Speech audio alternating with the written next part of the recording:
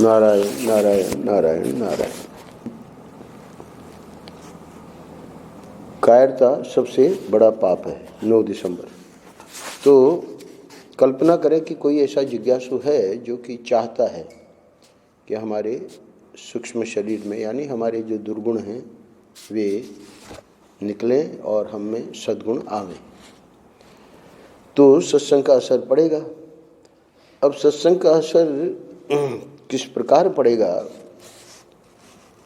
उसकी आज विधा बता रहे हैं। इसमें सबसे महत्वपूर्ण है धर्म। जब तक जीवन में धर्म नहीं आवेगा तब तक आगे की जो भक्ति है, योग है, ज्ञान है, ये बहुत बड़ी बड़ी बातें हैं। नींव जो है वो है धर्म। अध्यात्म जीवन की जो फाउंडेशन है वो है धर्म। धर्मशास्त्र हमारा वैदिक सनातन धर्म में बहुत विस्तार में है और इसकी जानकारी भी बहुत कम लोगों को है। इसका जो तत्व है वो बहुत रहस्यात्मक है धर्म का। तो इसीलिए सत्संग में ये जो महापुरुष हैं वो हमें बतावेंगे। जैसे आज का पृष्ठ है, कायरता सबसे बड़ा पाप है। तो पाप, झूठ बोलना भी पाप है, हिंसा करना भी पाप है, चोरी करना भी पाप है। तो ये सब हमने सुने हैं, पर आज बता रहे हैं कि कायरता सबसे बड़ा पाप है। क्यों? क्योंकि कल गीता जयंती थी, अनेक महात्माओं ने अपने अपने भाव रखे। तो एक महात्मा ने बताया कि मंच पे जितने लोग बोलते हैं यही कहते हैं कि हमारे जीवन में ये नहीं है। तो उनका ये कहना था कि भाई तुम्हारे जीवन में क्यों नहीं है? जब मंच पे बैठे हो तो अगर तुमको लगता है कि हमारे जीवन में गलतियां हो रही हैं तो उनमें सुधार क्यों नहीं करते हो? तो कायरता जो है, कायरता का अर्थ क्या है? उद्धव जी ने एकादश स्कंद में ये प्रश्न किया था, शौर्य क्या है, शूरवीरता क्या है? तो शूरवीरता, महाभारत का युद्ध अभी उद्योग पर्व चल रहा है, इसके अगले पर्व से शुरू हो जाएगा महाभारत युद्ध। तो शूरवीरता बताएंगे कि कौन कितने लोगों को मार दे तो रथी है, वो महारथी है, आदि आदि बड़ा वर्णन है विस्तार में महाभारत में। पर भगवान ने ये जवाब नहीं दिया। शूरवीरता का प्रश्न जब किया उद्धव ने तो बताया कि स्वभाव विजयम शौर्यम, स्वभाव पे जो विजय प्राप्त कर ले वही शूरवीर है। हमारा स्वभाव बन गया है कोई गलत चीज़ का पान करते करते, अब वो नहीं, हम चाह रहे हैं फिर भी नहीं छूट रहा है। उस पर जो विजय प्राप्त कर ले उसको शूरवीर कहा भगवान ने एकादश स्कंद में।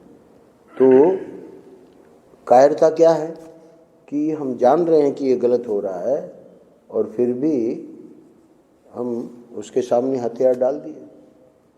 जो आदत है हमारी, जो स्वभाव बन गया है, जिस स्वभाव से हम स्वयं दुखी हैं, है ना, लोग भी हमको टीका टिप्पणी कर रहे हैं पर हम नहीं उसको छोड़ पा रहे। तो इसका अर्थ है कि हमने हथियार डाल दिए। हथियार डाल दिए का अर्थ है कि हमको जितना प्रयास करना चाहिए वो हमने नहीं किया। तो रण क्षेत्र में गए और वहाँ पीठ दिखा दी, तो ये कायरता है। तो ये एक रण क्षेत्र है। हमारा जो जीवन है ये एक प्रकार का रण क्षेत्र है। इसी को परम पूज्य महाराज श्री शुरू में कह रहे हैं, धर्म उसको कहते हैं जो अंतःकरण की वृत्तियों पर रोक लगावे, अपने बुरे कर्मों पर रोक लगावे। 1, 2, 3, 4, 5 प्रथम 4 पैराग्राफ में तो धर्म क्या है इसी की व्याख्या करेंगे। सबसे पहली परिभाषा, अंतःकरण की वृत्तियों पर रोक लगावे। तो अंतःकरण की वृत्तियां अच्छी भी हैं, बुरी भी हैं, शुभ भी हैं, अशुभ भी हैं। तो अशुभ जो है, बुरे कर्मों पर रोक लगावे, उसे कहेंगे धर्म। क्योंकि अधर्म तो कल्पना करो कि पहले से ही है जीवन में।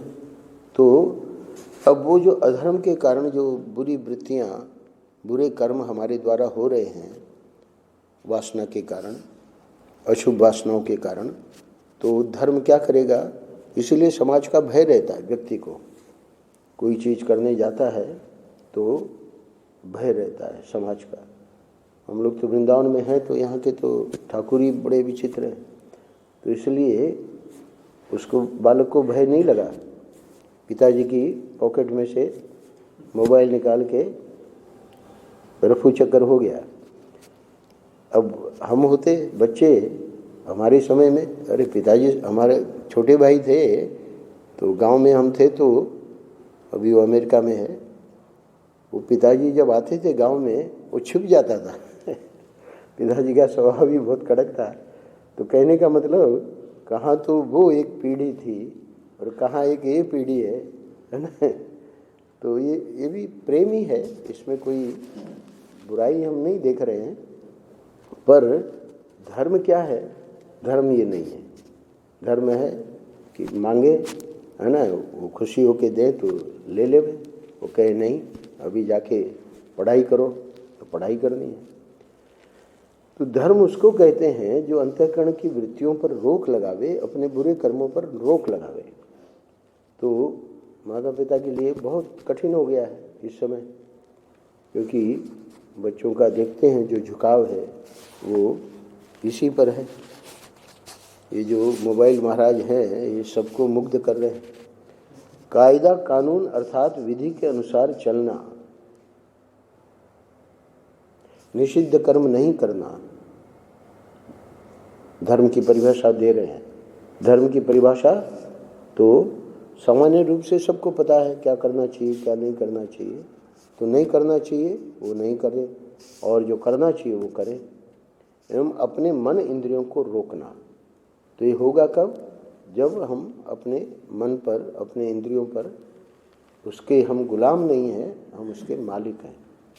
इस समय जो समाज में हम देख रहे हैं गुलामी है, मन की और इंद्रियों की गुलामी है। तो वो गुलामी ठीक नहीं है, हम मालिक हैं। महाराष्ट्र का कैलेंडर है, उसमें शायद 31 तारीख का आखिरी वाक्य जो है, कैलेंडर अगर नहीं हो तो हम ले आएंगे वहाँ से। सबके पास रहना चाहिए, प्रतिदिन की तारीख में कोई वाक्य है जिससे हमको शिक्षा मिलती है। तो 31 तारीख का वाक्य ही यही है कि हम अपने मन इंद्रियों के गुलाम नहीं हैं, हम उनके मालिक हैं। अब अगले पैराग्राफ में महाराज जी समझा रहे हैं, क्या तुम्हारे मन में जो काम आ जाए वही करोगे? विचार नहीं करोगे, रोक नहीं लगाओगे? तो स्वाभाविक है कि उसका उत्तर हम यही देंगे कि भाई अगर गलत बात आ गई तो रोक लगाएंगे। और विचार करना भी जरूरी है कि जो मन में काम आया तो वो करने लायक है कि नहीं है। अच्छा, ये तो हो गया काम करने की बात, बोलने की बात। ये तो शरीर से क्रिया हो गई। जो मन में आ जाएगा वही बोलोगे, जीभ पर रोक नहीं लगाओगे। सुरेंद्र भाई बताते हैं कि सब ट्रस्टी लोग बैठे हुए थे, तो बहुत से लोगों को आप लोग जानते हैं, पुजारी जी नए हैं। तो जीतू भाई पहले जब आते थे, अभी तो पिछले 5-6 साल से बंद कर दिया, पर पहले आते थे तो श्रीखंड लेके आते थे 40-40 किलो। और फिर वो भंडारे में, जैसे मिठाई भंडारे में कोई बनती है तो सबको देते हैं, वैसे पूरे। हाँ, आपको पता है? अच्छा, हाँ। तो पुजारी जी तो रहे हैं ना आश्रम में। तो सुरेंद्र भाई ने बताया कि अब इधर जब लाना बंद कर दिया, खैर ट्रस्टी लोग बैठे थे तो उस समय की पुरानी बात है, तो कोई चर्चा चली और जीतू भाई की ट्रस्टी लोग प्रशंसा कर रहे थे कि वो ये लाते हैं श्रीखंड बड़ौदा से। तो सुरेंद्र भाई कहते हैं कि मेरे मुंह पे बात आ गई पर महाराज की कृपा से, ठाकुर जी की कृपा से रुक गई। बात क्या आई कि वो कहने जा रहे थे कि आप लोग जो हैं, अब ट्रस्टी लोग कोई दिल्ली से आते हैं, कोई कहीं से आते हैं, तो आप लोग जो हैं इसी के लिए आते हो क्या, श्रीखंड खाने के लिए? तो वो बात गलत पड़ जाती उस प्रकार से, क्योंकि सब बड़े बड़े लोग थे। तो कहने का अर्थ है कि जो मन में आ जाएगा वही बोलोगे, जीभ पर रोक नहीं लगाओगे। वो तो ठाकुर जी की कृपा हुई कि जीभ पर रोक लग गई, बोल देते तो फिर बाद में पश्चाताप होता कि भाई बहुत गलत बोल गए हम। इसलिए अगले वाक्य में महाराज जी कह रहे हैं कि अगर ऐसा करोगे तो पशु में और मनुष्य में कोई भेद नहीं रहेगा, है ना। पशु जो है अब सामने डंडा लिए खड़े हैं, पर वो घास है तो उसमें मुंह मार ही देगा, है ना, उसका चारा है तो फिर डंडा पड़ेगा तो फिर थोड़ा सा हट जाएगा, पर उसकी वो वहीं रहती है वृत्ति। तो अगर ऐसा करोगे तो पशु में और मनुष्य में कोई भेद नहीं रहेगा। मनुष्य में क्या है भाई, अपमान हो गया, किसी ने गाली दे दी, डंडा लगा दिया, तो फिर वो वहाँ से हट जाता है, फिर वो उससे कि अब हमारा कोई संबंध तुम्हारे से नहीं रहेगा। पर अब वही हम कर रहे हैं और वही पशु कर रहा है, तो फिर क्या क्या फर्क पड़ा। तो कहने का अर्थ यह है कि जीभ पर भोग पर एवं कर्म पर, तो जीभ पर बोलना, भोग पर, तो भोग का ऊपर आ गया क्या निषिद्ध है और क्या विधि है। तो निषिद्ध यज्ञोपयुक्त कर्म के पूर्व, चाहे ब्राह्मण हो, चाहे क्षत्रिय हो, चाहे वैश्य हो, ये यज्ञोपयुक्त कर्म के बाद द्विज यानी दूसरा जन्म है। तो प्रथम जन्म में वो ब्राह्मण नहीं है क्या? प्रथम जन्म में शास्त्र में आया है, माता पिता के यहाँ से यानी माँ के पेट से जन्म लेते ही सब शूद्र ही हैं। वो जो शूद्रता है यानी खाने पीने का बच्चे के लिए निषेध नहीं है, कुछ भी मुंह में डाल लेता है ना। ये थोड़ा और बड़ा हो जाए तो ब्राह्मण बालक का जल्दी यज्ञोपवीत होता है। फिर अपने क्षत्रिय वैश्य, उसकी सब उम्र दी हुई है, तो वो दूसरा जन्म है। अब वहाँ विषिद्ध निषिद्ध और विहित बात आ गई, तुमको क्या करना है क्या नहीं करना है। तो महर्षि कह रहे हैं कि भोग पर, तो भोग पर पहले भोग पे कोई ऐसा नियंत्रण नहीं था, पर अब बिल्कुल जो बताया है शास्त्र में वैसे ही भोग होना चाहिए। एवं कर्म पर, तो कर्म का बता ही दिया महर्षि ने कि मन में जो काम आ जाए वही करोगे क्या, विचार नहीं करोगे क्या, रोक नहीं लगाओगे क्या। तो तीनों चीज जीभ पर भोग, मतलब दो है जीभ में, एक तो बोलना और एक आहार। तो जीभ पर यानी बोलने पर, और भोग पर यानी आहार पर, और कर्म पर यानी शरीर से क्या कर्म हो रहे हैं, इनके ऊपर लगाम लगाने के लिए अंतःकरण में अपनी इंद्रियों एवं मन को रोक रखने की जो शक्ति है, उस शक्ति को धर्म बोलते हैं। अगर ये शक्ति व्यक्ति में ठीक ठीक है तो आप देखेंगे उसके जीवन में गलतियां बहुत कम होती हैं। पर जिसकी ये धर्म की शक्ति कमज़ोर है ना, उसी शक्ति को ही धर्म कहते हैं। कौन सी शक्ति? जो अंतःकरण में अपनी इंद्रियों में मन को रोक रखने की जो शक्ति है। तो वो शक्ति क्या करेगी? बोलने पर भी, भोग पर भी और कर्म पर भी। मनसा वाचा कर्मणा, मन में विचार नहीं करोगे, ऊपर आया है ना, तो विचार करना है। बोलने में भी विचार करना है, हमें क्या बोलना है क्या नहीं बोलना है। भोग में भी विचार करना है। तो मनसा और वाचा और कर्मणा, तो तीनों में जब ये आ गया धर्म, यानी ये शक्ति अगर हमने अर्जित कर ली, जो कि अभ्यास से होगी, है ना, जब हम सावधान रहेंगे तब ये शक्ति। इसलिए महाराज ने कल कहा कि सत्संग का असर कोई आग थोड़ी है कि भाई, है ना, आग तो जो है शरीर को, सबके शरीर को जलाएगी, पर ये तो सूक्ष्म शरीर पे है ना, अंतःकरण पे है। तो अंतःकरण में जो चाहेगा कि मुझे सुधरना है तो जरूर सुधरेगा, है ना। यहाँ जितने पुजारी आए, है ना, सब गुटखा खाते थे, पर बाद में उनके हृदय में आया, छोड़ दिया। यहाँ तक कि हमारा रसोइया, है ना, राम प्रकाश, उसने भी छोड़ दिया। तो कहने का अर्थ है कि वो शक्ति सब में है, पर उसको जागृत करना है। हम जब चाहेंगे तब वो संभव है, हम नहीं चाहेंगे तो ठीक है, फिर जैसे पशु है वैसे हम हैं। अंतरंग मनोबल को अपने यहाँ धर्म कहते हैं। तो एक शब्द में कहना है ना, ये तो व्याख्या कर दी महाराज ने धर्म की। तो एक शब्द में कहना है तो कहेंगे कि भाई इसका जो अंतरंग मनोबल है वो बहुत गजब का है। अच्छा, अब परम पूज्य महाराज जी ये जो आज का शीर्षक है, कायरता सबसे बड़ा पाप है, इसको समझा रहे हैं।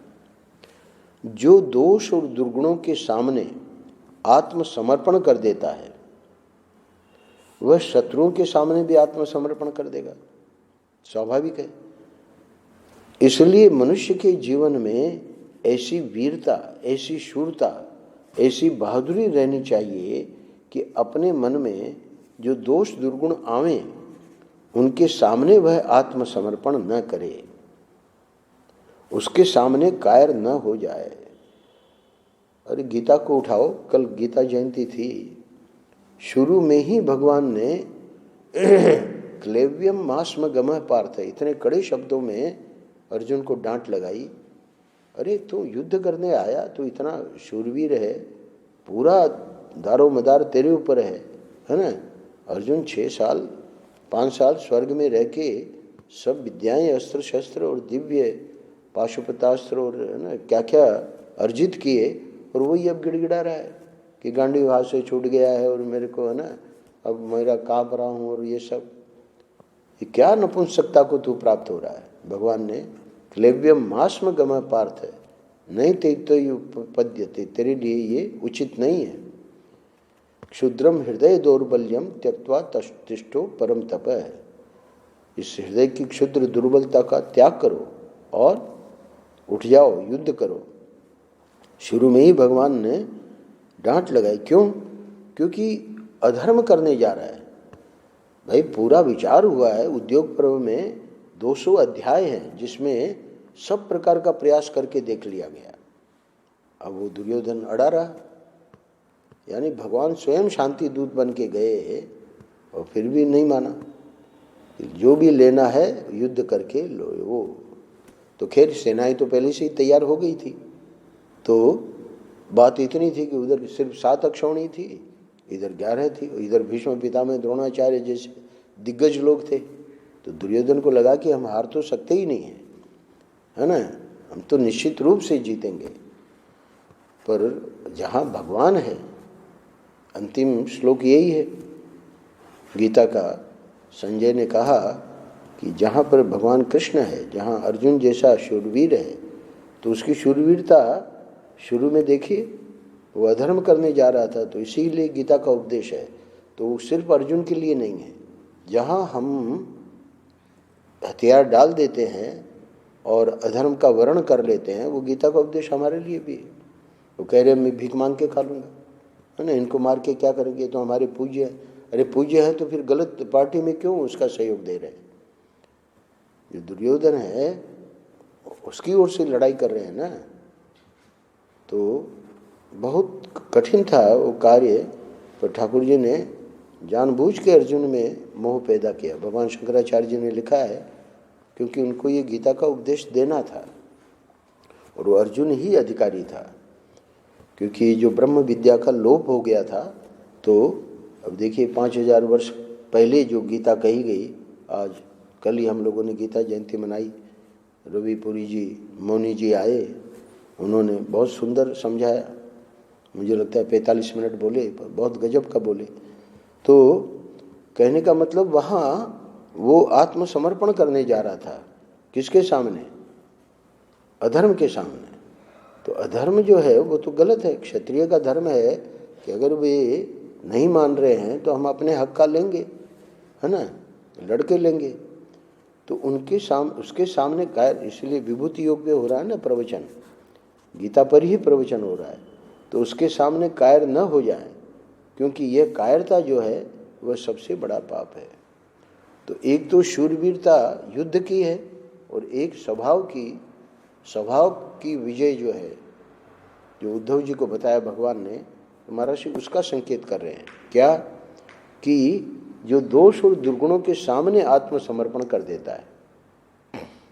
स्वामी जी हमारा तो अब ये स्वभाव हो गया। एक आए थे सज्जन, बोले कि मन में आता है 4 बजे उठ के, उससे समय भी काफ़ी मिल जाएगा और है ना, घूमना भी हो जाएगा, ये भी हो जाएगा। कई वर्षों से है ना संकल्प करते हैं, पर होता नहीं है। मैंने कहा फाइन लगाओ अपने ऊपर कि जिस दिन नहीं उठेंगे 4 बजे, उस दिन 500 रुपये गोलक में डाल देंगे। कोई ये क्या है? हथियार जो डाल दिए जाते हैं वो इसलिए डाल दिए जाते हैं कि लोगों को पता नहीं है कि इसको कैसे करना है। महात्मा लोग बताते हैं, महात्मा लोग तो 500 रुपये तो बड़ी बात हो गई।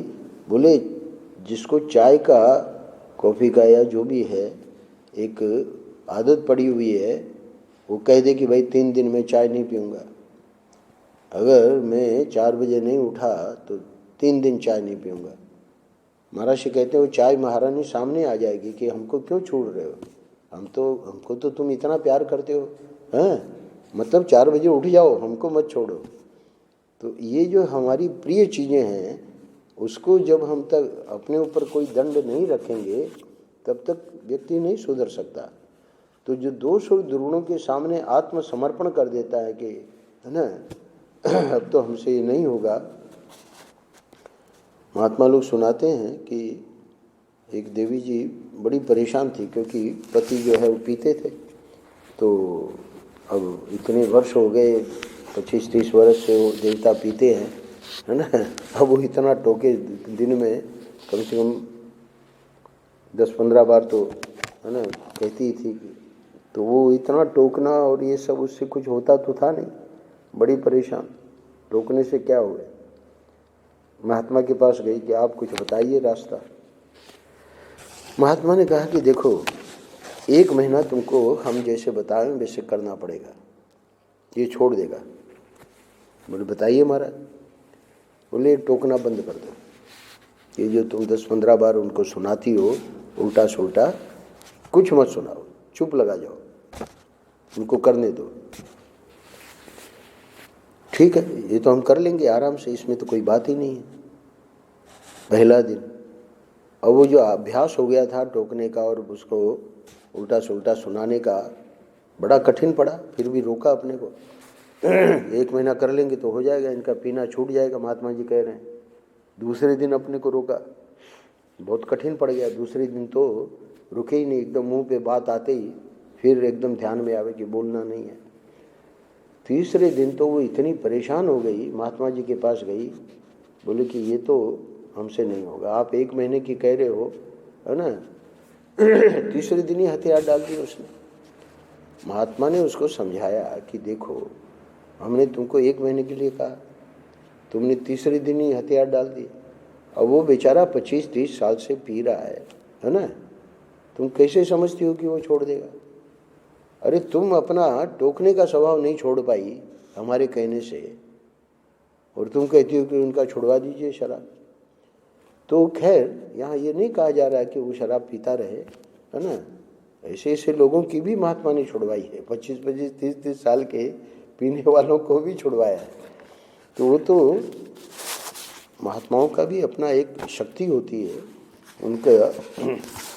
हमारे आचार्य जी कहते हैं कि शंकराचार्य, कांची, यानी 4 तो पीठ है ही है, पांचवा पीठ कांची कामकोटि, वो इसलिए माना गया है कि कहते हैं भगवान शंकराचार्य वहाँ थे, तो खैर वो भी पीठ बन गया है। और बड़े अच्छे अच्छे शंकराचार्य उस पीठ के भी, शास्त्रों में तो 4 ही पीठ है, 4 ही मठ है। एक जोशी मठ उत्तराखंड में, और एक अपना दक्षिण में श्रृंगेरी, एक द्वारका और एक पुरी जहाँ निश्चलानंद जी महाराज आते हैं।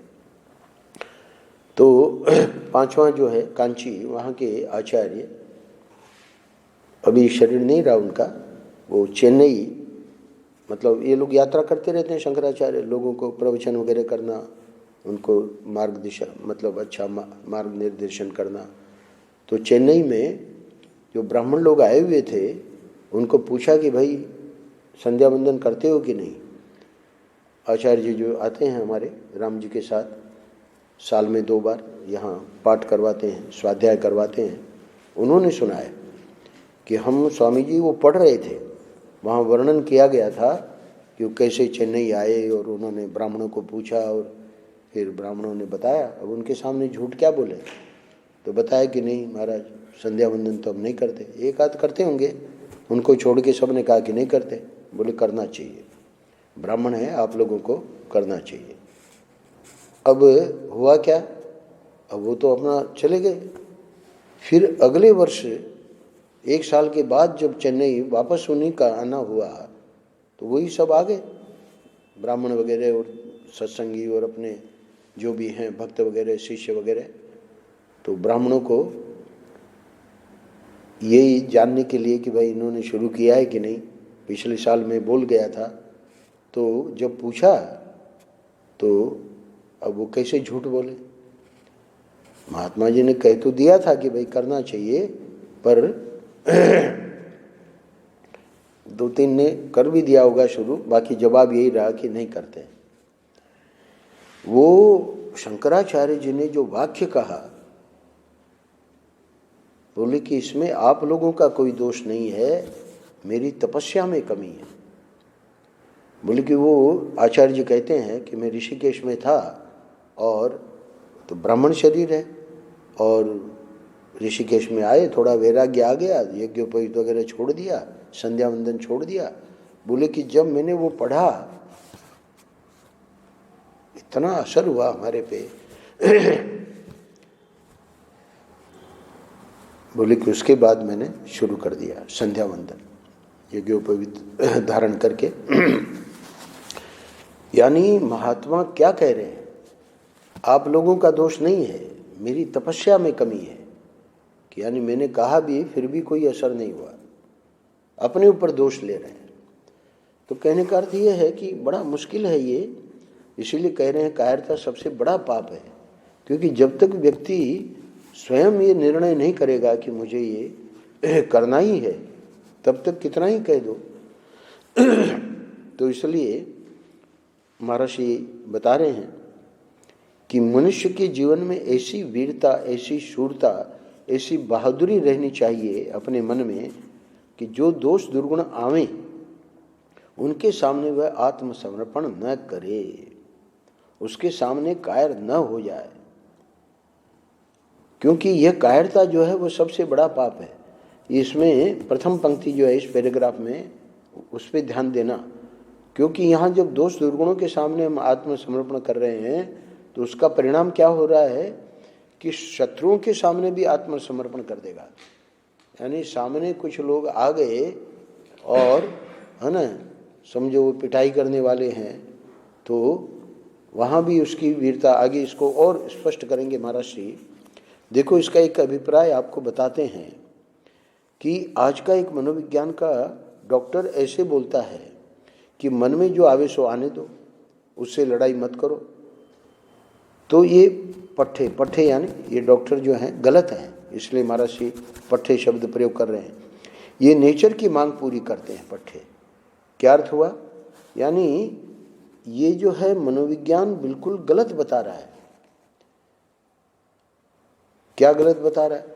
अरे भाई, अगर व्यक्ति की वासना है और वो सचमुच में वो कार्य करना चाह रहा है और उसके ऊपर वो जबरदस्ती रोक लगा रहा है, तब वो बीमारी में उसका पर्यवसान होगा।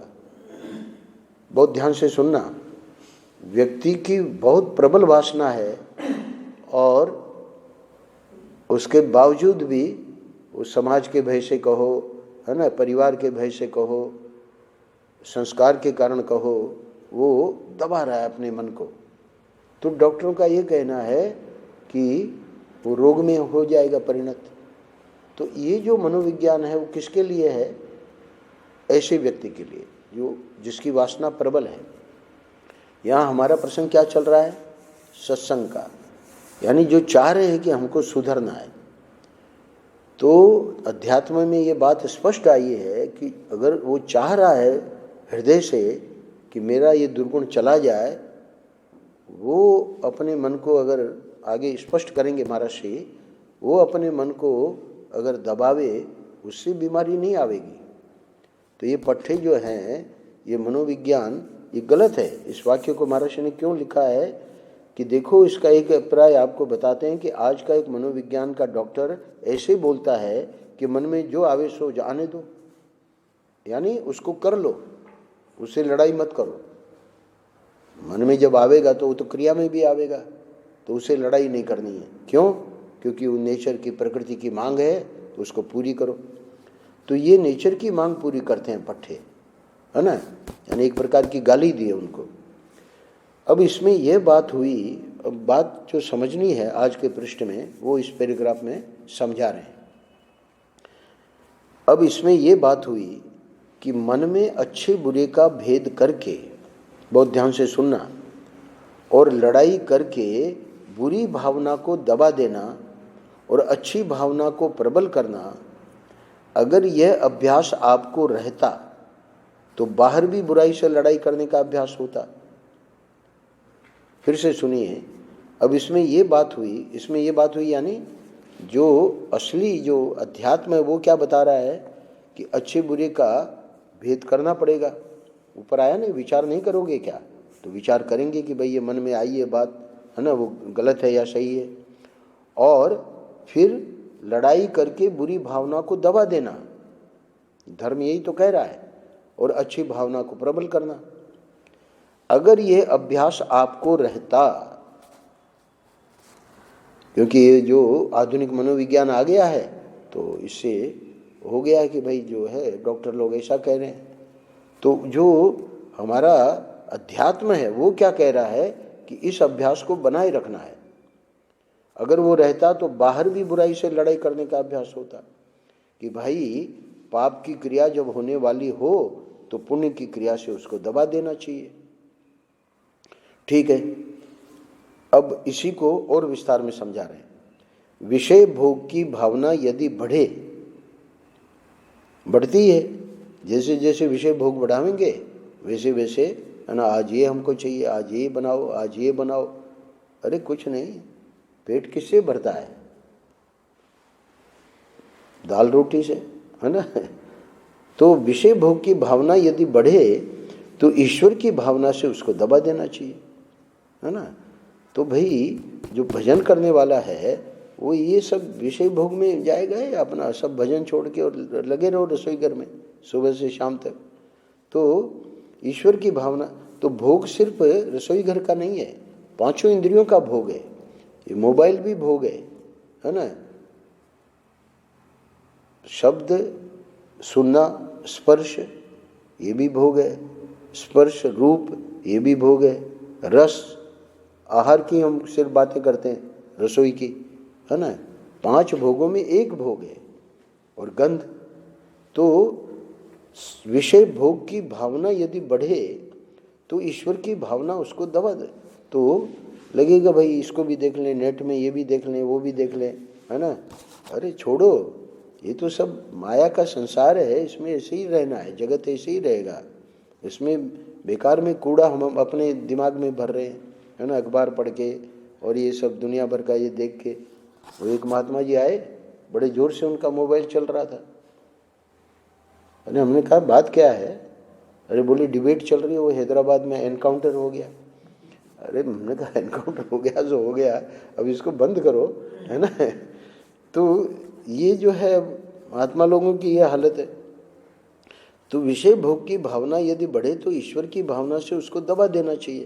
अरे तुम तो महात्मा बने हो भजन करने के लिए, है ना, और तुम ये एनकाउंटर और इससे तुम्हारा क्या मतलब है? ईश्वर की भावना बनाओ अपना, जिसके लिए घर छोड़ा है ना, वो तो काम हो नहीं रहा है, एनकाउंटर हो गया उसका, क्या करें? कुएं में, हमारे रमणानंद जी कहते थे, कहावत तो है कि कुएं में बांग पड़ गई। तो कहावत क्यों थी कि अब कुएं का वो जो पानी पिएगा, है ना, उसको भांग चढ़ जाएगी। पर रमणानंद जी कहते थे अब तो हवा में ही भांग है, तो सांस तो सबको लेनी पड़ेगी। तो अब वो सब महात्मा लोग ही ऐसे कर रहे हैं। तो कह रहे हैं कि ईश्वर की भावना से दबा देना चाहिए, पर हो क्या रहा है? किंतु यहाँ तो ठीक इसके विपरीत हो गया। मन में काम आया, सिर झुका दिया कि चलो भोग करेंगे, है ना। क्रोध आया, बोले मारेंगे। लोभ आया तो दूसरे की चीज उठाकर ले आवेंगे। मोह आया तो पक्षपात करेंगे। महर्षि ने चारों चीजें बता दी, काम, क्रोध, लोभ, मोह, है ना। तो इसमें करना तो क्या था कि विचार करके देखना था कि भाई ये जो काम में कामना है वो सही है, शुभ है, उसको कर लो, अशुभ है उसको रोको। तो बिना विचार किए और क्या हो गया? विपरीत हो गया। ऊपर क्या है? अच्छे बुरे का भेद करके और बुरी भावना को लड़ाई करके दबाना चाहिए था, और ये अभ्यास रहता तो, है ना, फिर ये सब होता ही नहीं। पर वो अभ्यास छूट गया तो इसलिए ये सब गलत कार्य हो रहे हैं। तो अंत में कह रहे हैं असल में बात यह है कि जब जिस जाति में, जिस संप्रदाय में, जिस देश में अंतःकरण शुद्धि का भाव शिथिल हो जाता है, साधना का भाव शिथिल हो जाता है, उस देश में फिर वीर भी पैदा नहीं होते। देखिए आज नरेंद्र मोदी की क्यों वाहवाही हो रही है? अरे नवरात्र में वो जो अनुष्ठान करते हैं, है ना, अच्छे अच्छे लोग नहीं कर पाते, तो उसका मनोबल देखिए। तो एक तरह से वो जो प्रधानमंत्री का पद है ना, और भी रहे बहुत सारे प्रधानमंत्री, और देखिए उसके वाहवाही कितना उसमें दम है। तो वीर उस देश में फिर वीर भी पैदा नहीं होते। क्यों? क्योंकि अंतःकरण की शुद्धि का भाव शिथिल हो जाता है, साधना का भाव शिथिल हो जाता है। क्योंकि जब अंतरंग ही निर्वीर्य हो गया तो बाहर से वीर्य एवं शौर्य आवेगा कहाँ से? तो ये आज के पृष्ठ में हम लोगों को यानी व्यक्तिगत देखना है, आत्मनिरीक्षण करके कि कहाँ गलतियाँ हो रही हैं और अपने को सुधारने का प्रयत्न करना है। अतएव जीवन में धर्म की भावना को प्रबल रखना चाहिए। यानी आज का शीर्षक कायरता सबसे बड़ा पाप है, ये भी हो सकता है, जो कि है, ये भी शीर्षक हम दे सकते हैं, जीवन में धर्म की भावना को प्रबल रखना चाहिए। नारायण नारायण नारायण नारायण।